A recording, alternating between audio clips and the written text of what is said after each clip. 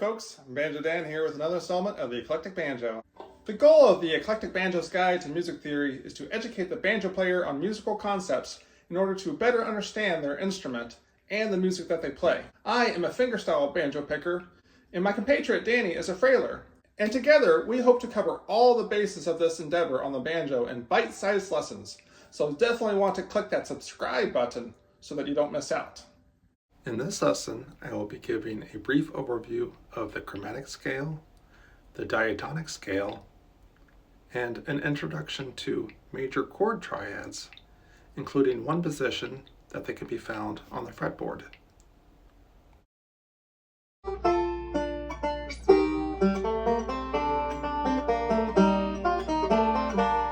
In lessons 1 and 2, I covered such material as what notes are and what names we use for them, what pitch means, what octaves are, and what octave reference numbers mean. I'll be using these terms without further explanation of their meaning, so if you need a refresher, now's a good time to hit that pause button to review previous lessons. The pause button?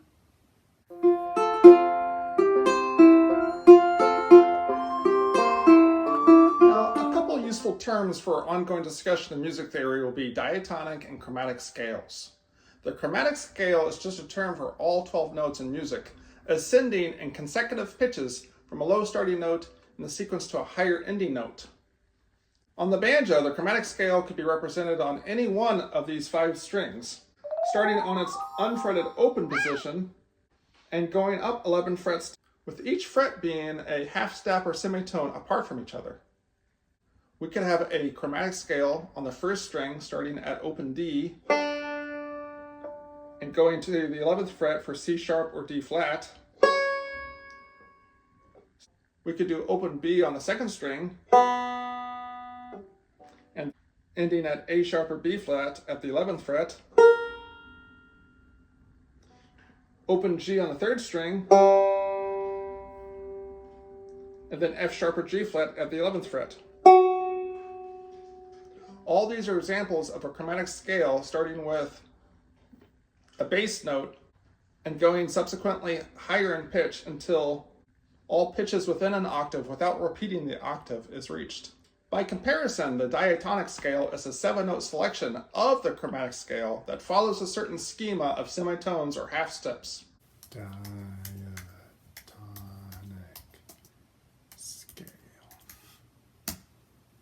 The most common scale in bluegrass music, the G major scale, is an example of a diatonic scale, and its notes in standard G tuning on the third string are G, A, B, C, D, E, and F sharp.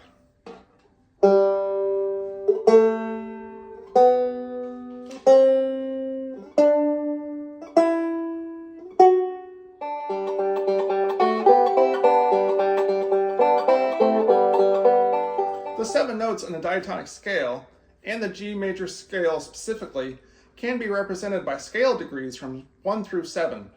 The octave can be represented as the 8th degree. If you take the 1st, 3rd, and 5th degrees of any major scale, you'll wind up with 3 notes that are called a major chord triad, or just major triad for short. Will this be on the test? Major triads are conveniently found across the 3rd, 2nd, and 1st strings of the banjo. G, B, D, and on up the banjo at the same intervals, such as at the 2nd fret, A, C sharp, and E, all the way up to the 22nd fret at F, A, and C.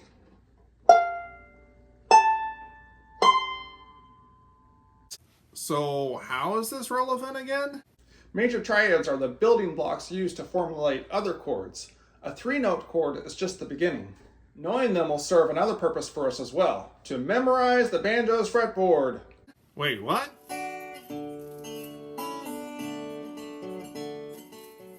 Well, that about wraps it up for this lesson. If you think of certain things I didn't cover, feel free to leave a comment for me down below. If you'd like to continue this journey with us, feel free to click that subscribe button so you can be notified whenever I post a new video. On behalf of Danny and myself, we'll see you next time here at the Eclectic Banjo.